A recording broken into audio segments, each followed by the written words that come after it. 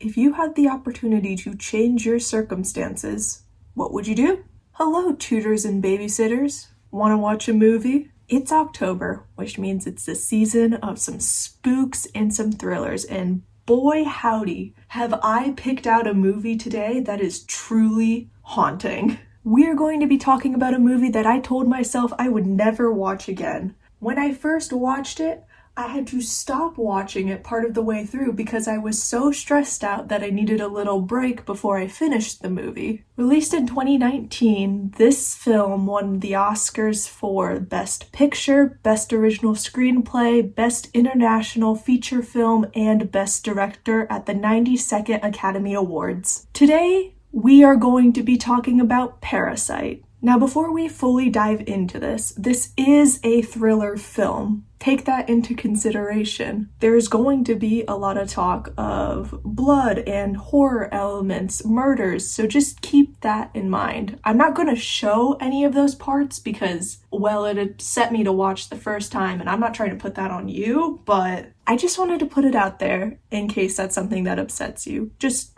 be aware as we dive into this film. So this film focuses on two families. The Kim family that lives in a semi-basement flat and they are struggling to get by. And the Park family, who is this wealthy, lavish, rich family who has this gorgeous, gorgeous home that they live in. We start with the Kim family, where they are being visited by a university student who gives them a scholar rock, which is meant to be a promise of potential wealth. Before this university student can go and study abroad, he recommends to the Kim's son, Ki-woo, that he should pose as a university student in order to tutor the Park's daughter in English. So, after falsifying some credentials with the help of his sister, Ki-woo is hired by the Park family in order to be a tutor. After the Kim's son starts to see what the Park family has to offer, the Kims decide to hatch a plot to get each member of the family working for the Parks. Ki-woo recommends his sister Ki-young to pose as an art therapist for the Park's son, who is traumatized after seeing a ghost in their kitchen. And this ghost, wow.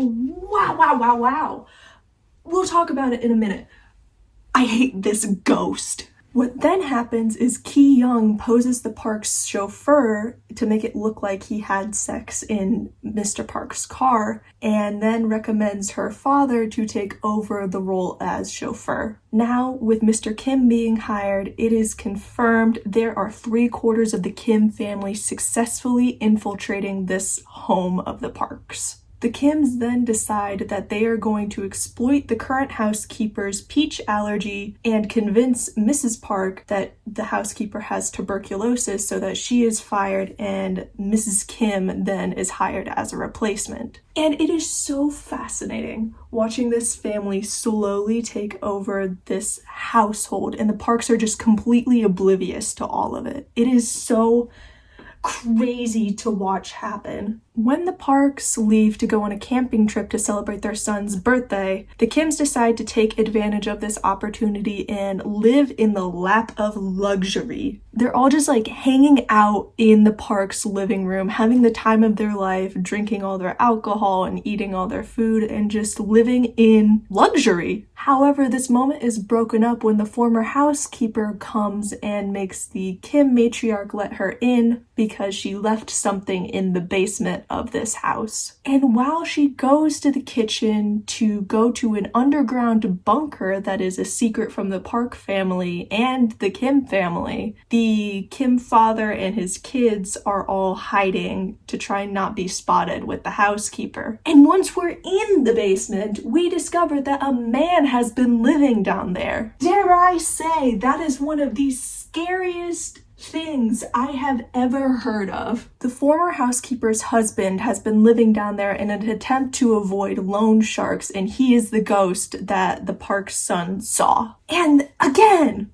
that is so terrifying to think of, that a man could be living inside of your house without even realizing it. Mrs. Kim, in a surge of arrogance, refuses to let this man keep living in the basement, and so she accidentally ends up revealing that the rest of her family is inside of this house right now. The former housekeeper sees this and is immediately suspicious, so she videotapes them all together and says that she's going to expose them to the Park family. But before too much chaos can happen, the Park family then say that they are going to be coming home early because of the torrential downpour of rain that has been happening. So in order to cover up this whole chaotic situation, the Kims subdue the former housekeeper and her husband, tying them up inside of this bunker. Then Ki-jung and Ki-woo hide with their father to avoid the Parks as they come home,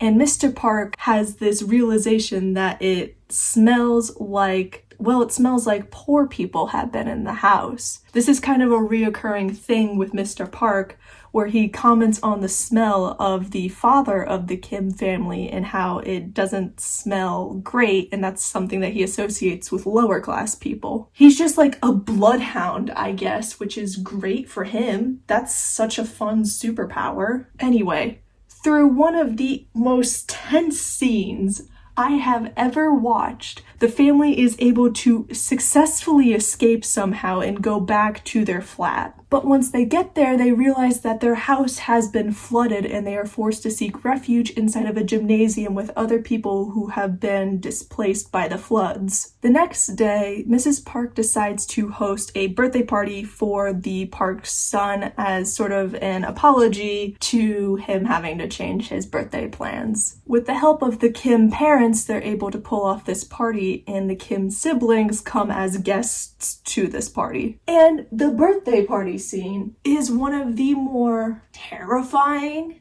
scenes in cinema that I've ever seen. It goes as follows, and stick with me here. The Kim's son enters the bunker to kill the former housekeeper and her husband with his scholar rock. When he gets down there, he sees that she is already dead because of yesterday's fight, and because he's distracted by the dead body, he gets jumped by the housekeeper's husband, and he subdues Ki-woo with the scholar rock. Then horror unfolds. The husband leaves the bunker in a fit of frenzy, grabbing a kitchen knife on his way out to stab Ki-jung in front of all the birthday party guests. Which is just great cinema.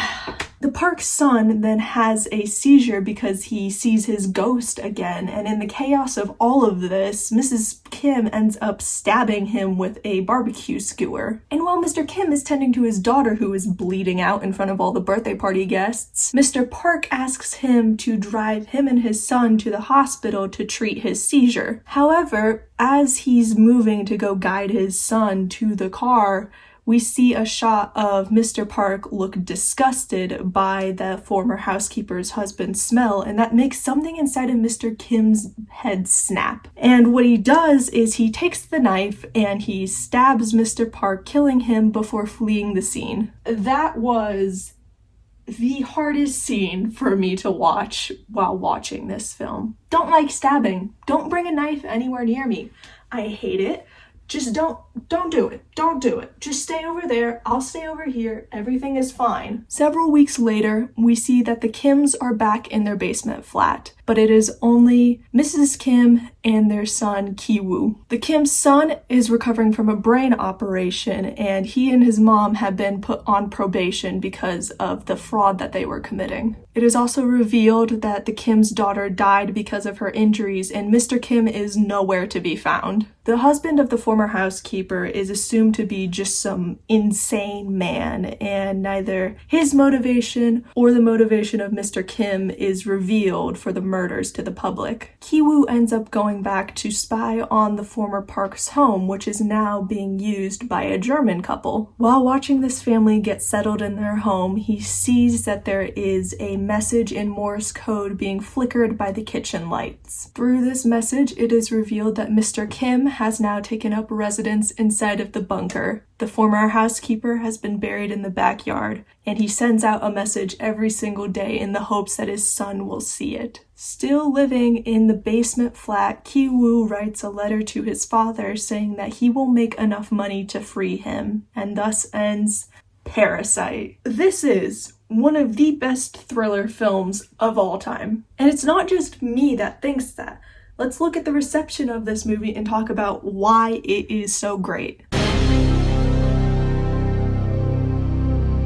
The budget for this movie was $15.5 million and it made, hold on to your seats, $262.7 million. It is so incredible to see that audiences were drawn into this world. The US opening weekend for this movie was the best that there has been since La La Land opened in 2016. And on top of that, it's the best for an international feature film ever. And looking at it from across the world, Parasite was the first Korean film in 15 years to surpass 1 million moviegoers in Japan. And in the UK, it broke the record for the best opening weekend of a non-English feature film. And then when the Oscars came, it got even better. Parasite absolutely swept at the 92nd Academy Awards. Like I said in the beginning,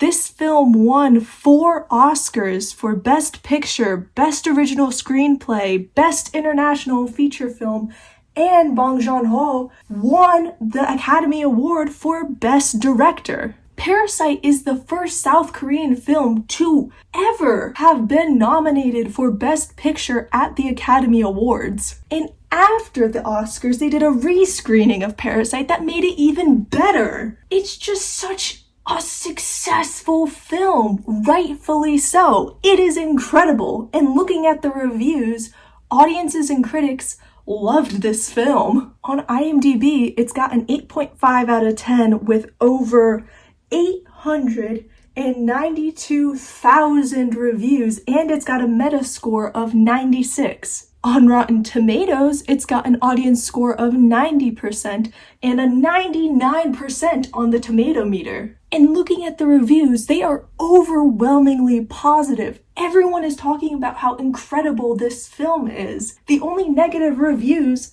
that I could really find about this film was that at times it felt slow-paced, but I'm actually going to disagree with that. Never in my entire life have I had such a raw and intimate, gripping thriller experience. More often than not these days, thriller movies and horror movies rely so heavily on jump scares to get the audience going. And that always falls back on poorly constructed tension to really enrapture you in this story. It works, but it's not nearly as compelling as the horror elements in this film. The drawn-out tension of each scene and the lack of rushing through a scene just adds to this incredible environment that captures you. The scene where the Kims are trying to sneak out of the Park's home is so captivating to me. Never have I ever been white-knuckling my blankets trying to watch a scene and to get through it.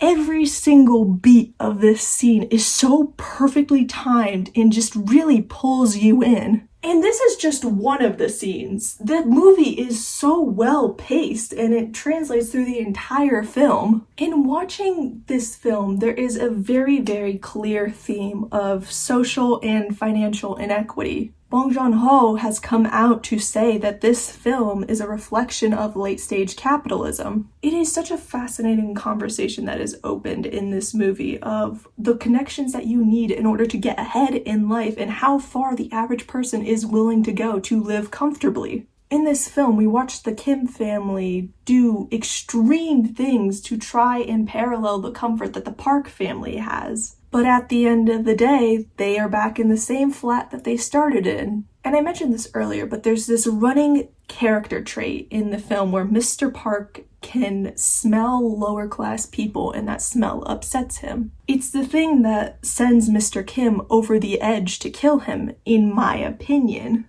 And the way that I interpreted this was that no matter what the Kims do to try and disguise themselves and to try and live this life, the world that they are in is not built for that kind of economic advancement, and they will forever be stuck in that basement flat. And the ending scene just furthers my opinion in that. As the movie is closing out, we see Ki-woo writing in the basement about how he's going to buy the house and free his father. But at the end of the day, it's a fantasy and he's imprisoned by the economic systems that are put in place to keep him where he is. And it's also interesting the way that they define parasite in this movie. Of course, there is the obvious observation that the Kim family is parasitic towards the Parks. They are continually trying to take advantage of the Parks in order to gain financial momentum. But I think that there is another side to this conversation where the Parks are parasitic on lower class individuals because they can't be bothered to wash their dishes or drive themselves. And I think that this is exemplified by how disconnected from reality the Parks are and how much they profit off of lower income people is when the Kims are displaced because of the floods, but the Parks are so much more concerned about their son's birthday party. It is this interesting and incredible commentary on income inequality and how while the Kim family is infiltrating the Park home, they're living in a fantasy at the end of the day. The system that they are trapped in is one that they will never fully be able to be free from, no matter what they do. And this is such an interesting way to present this message. I think as the years have been going on, we have noticed more and more wealth disparity between upper class and lower class individuals. The rich get richer and the poor get poorer, and there is not much funding or programming that is going in place to support lower class individuals. And this is something that applies to every single culture, not just Korea.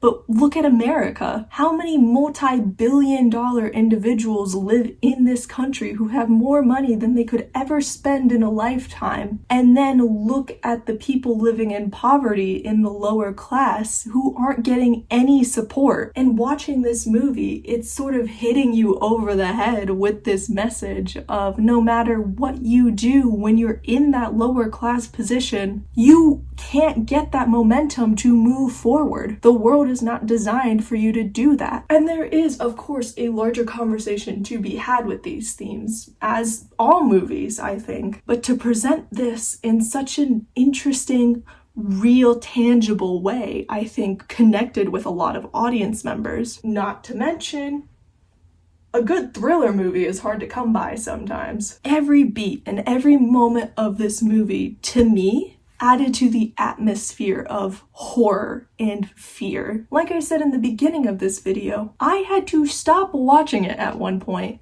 because I was so stressed out.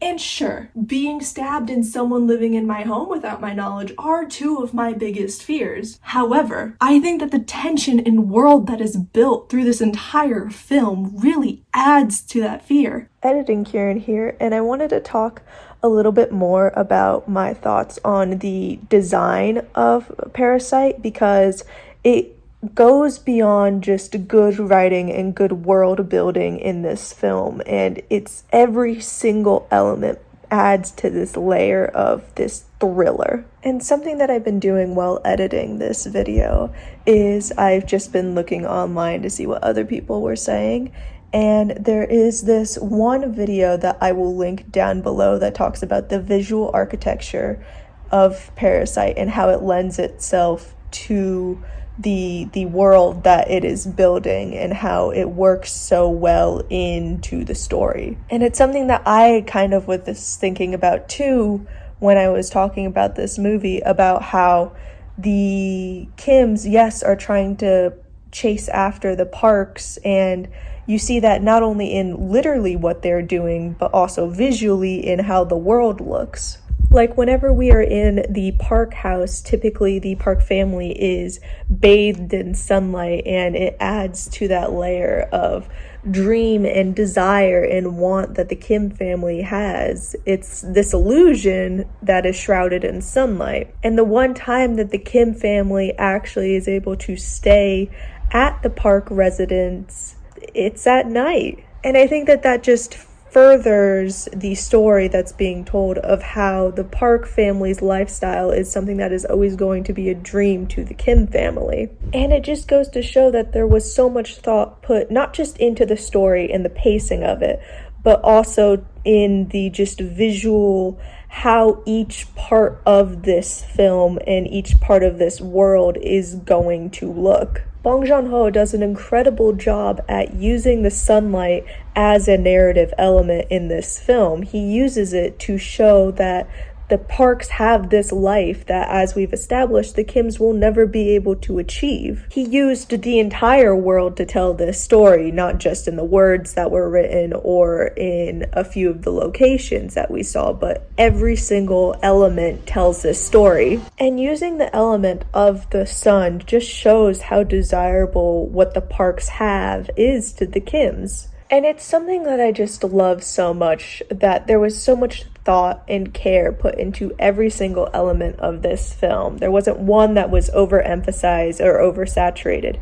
Every part of this movie works so well together, and it just is one cohesive story for everyone. Anyway, those are the thoughts that I wanted to add in. I'll leave a link down below to the YouTube video on the visual architecture of Parasite because it's incredible. And now we'll get back to past Kieran. Even if you're not scared of that stuff, it is still terrifying. This is a terrifyingly beautiful work of art, and I encourage everyone to see it at least once. It is truly so good. I couldn't talk about scary movies in the month of October without addressing one of the best movies, certainly one of the best of the 2010s, if not the history of film. If you are limiting yourself to watching this movie because you're worried about the elements of horror or you're not a big fan of thriller, I encourage you to at least give it a try. Maybe watch it during the day. I watched it during the day. I still got scared, but I watched it during the day. And there's so many incredibly beautiful shots in this movie. Every moment feels so intimate and real. It feels as though you're there. I'm watching someone get stabbed at a birthday party. But I'm curious to hear what you all have to say about this movie. What are your thoughts? Have you watched it? Why haven't you watched it if you are in that boat? And if you made it to the end of the video, dude, thank you so much for watching. This is truly one of the best movies out there. It doesn't matter if it's a thriller movie or if you want to say it's a horror movie. It is so incredibly built. I think it transcends the genre that it is in and just is an excellent film. This movie grips you from the beginning and drags you on this journey. And if you're looking for a great thriller movie, Parasite is the way to go. And if you're new here, welcome. Subscribe to the channel, why don't you? Every day we grow stronger in numbers in our little media club, and eventually we will have enough army members to buy an island and live there together. You gotta subscribe now in order to make sure that you secure your spot. I'll send a little smooch your way, and I'll see you next time.